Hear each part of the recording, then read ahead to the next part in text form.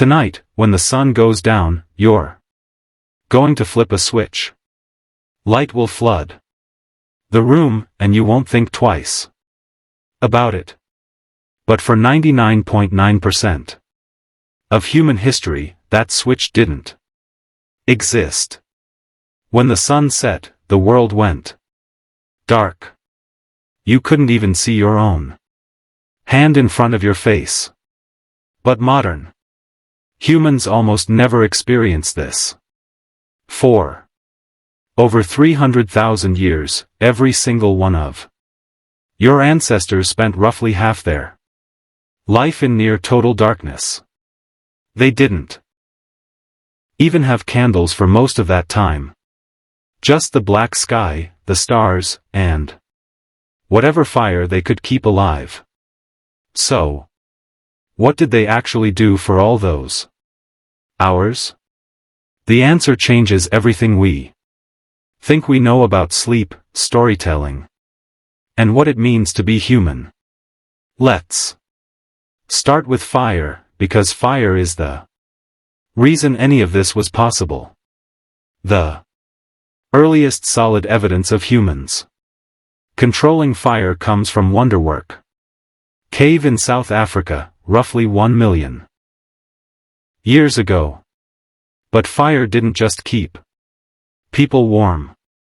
Fire completely restructured the human day.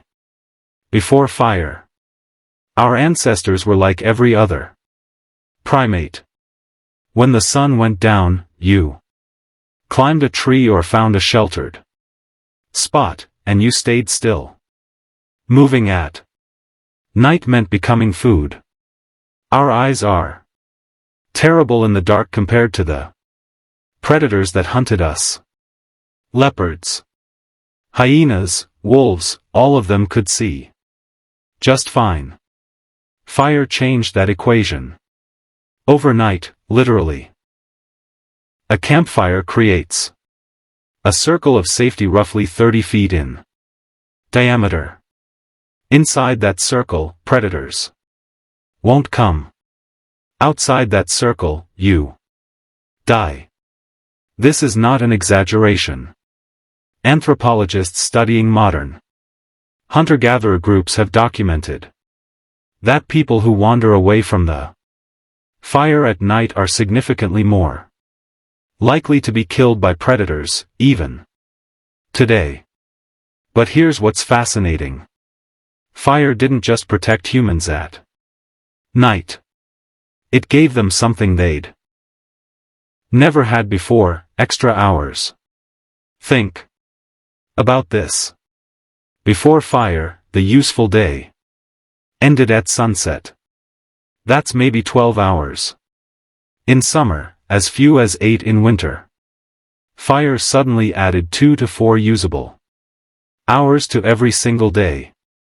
And over thousands of generations, those extra hours changed our species. In 2014, anthropologist Polly Wiesner published a study in the Proceedings of the National Academy of Sciences.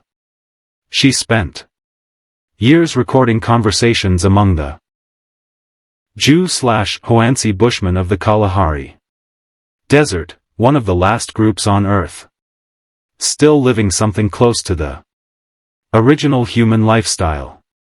What she found was striking. During the day, about 80% of conversations were practical. Who's hunting where? Which plants are ready? Complaints, logistics, economic negotiations. Daytime talk was work. But at night, around the fire, the entire character of conversation changed.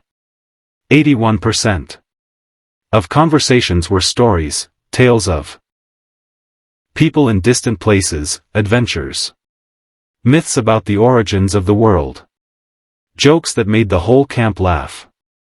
Wiesner argued that firelight conversation is where human culture was born. The campfire was the original theater, the original classroom, the Original church. It's where humans learn to think beyond the immediate present and imagine things that don't exist yet.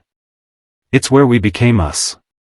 But the night wasn't just about stories.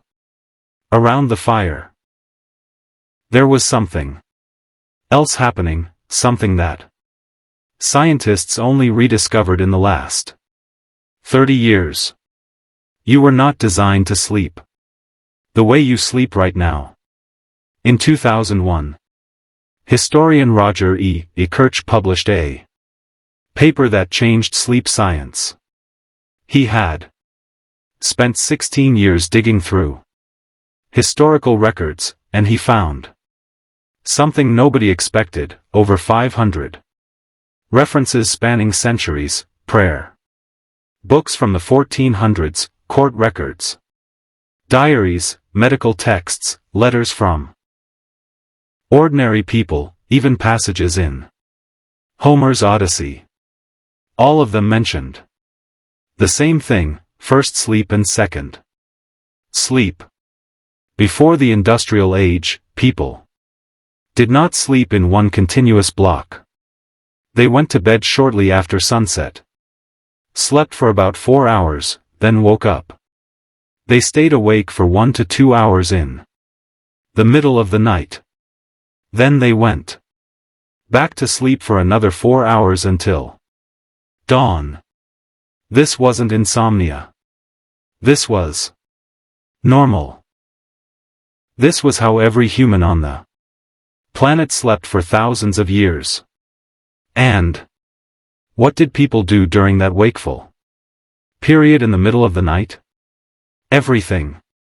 A 16th century French physician recommended that couples conceive children during this window because they would do it better. People visited neighbors. They interpreted their dreams while they were still fresh. They wrote. They simply lay in bed in the dark and thought.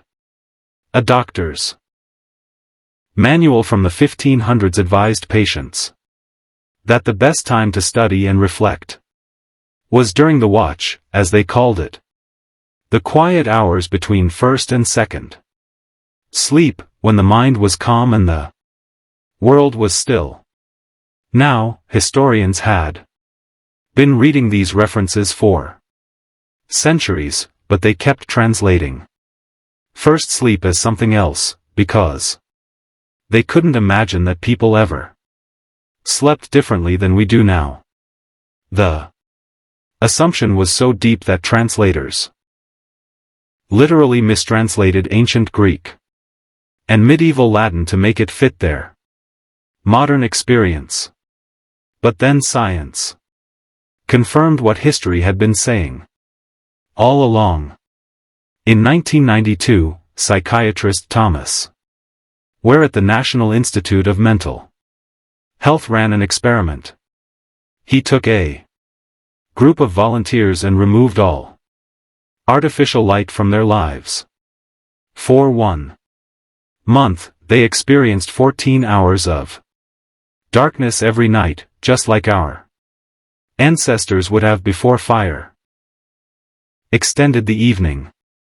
Within weeks, every single participant settled into the same pattern: 4 hours of sleep, 1 to 3 hours of quiet wakefulness, then 4 more hours of sleep. Nobody told them to do this. Nobody suggested it.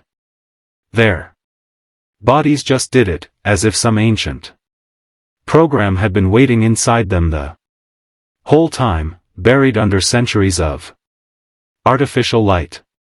Ware measured their hormone levels during the wakeful period and found something remarkable. The participants were in a state unlike any normal waking state. Their brains were producing elevated levels of prolactin, the same hormone released during meditation and after orgasm.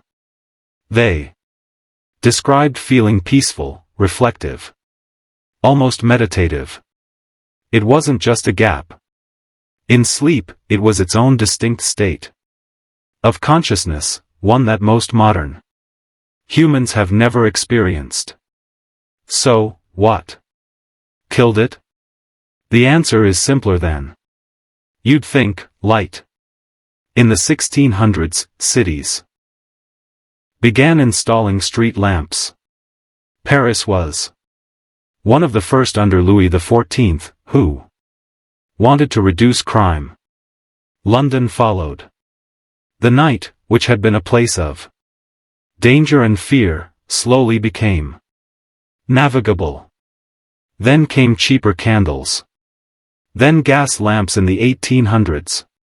Then, in 1879, Thomas Edison commercialized the electric light bulb, and within a generation, the night as humans had known it for 300,000 years was gone. And here's the part nobody talks about. The word curfew comes from the French couvre-feu. It literally means cover fire.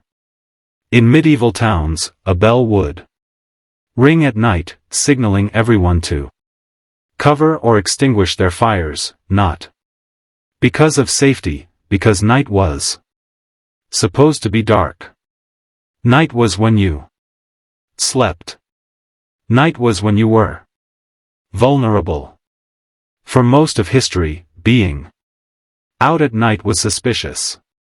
In many medieval European cities, walking outside after dark without a lantern was literally illegal. Night belonged to criminals and the supernatural. People feared it in a way that's almost impossible for us to understand today. And then we conquered it. We flooded it with light, and we thought that was progress. But here's what we lost.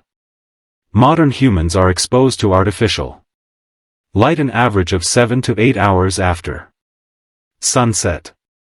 This light, especially the blue light from screens, suppresses your body's production of melatonin, the hormone that regulates sleep. Your body doesn't know the difference between a light bulb and the sun. When light hits your retina at 11 p.m., your brain interprets it as daytime. It delays melatonin release. It fragments your sleep. It disrupts the circadian rhythm that evolved over millions of years. Researchers have found that people who go camping for just 1 week with no artificial light at all have their melatonin cycles reset by nearly 2 hours. Their bodies start producing melatonin at sunset instead of hours after it. That's all it takes for 300,000 years of programming to reassert itself. We didn't just change when we sleep. We eliminated an entire phase of human consciousness. That quiet, reflective state between first and second sleep, the state that wears subjects described as peaceful and meditative, doesn't exist anymore for most people. Instead, we have insomnia.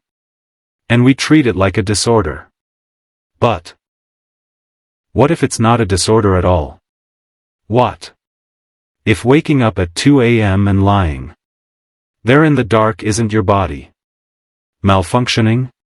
What if it's your body remembering what it was built to do?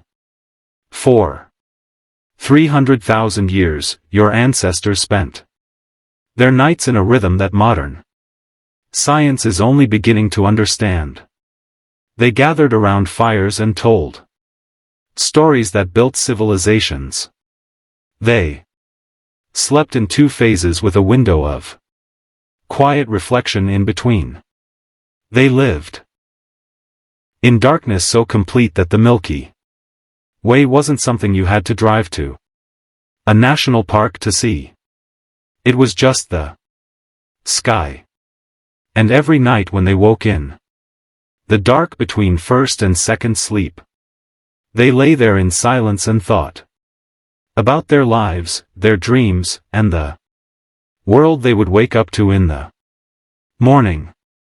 We traded all of that for a light switch, and most of us never even knew it was gone.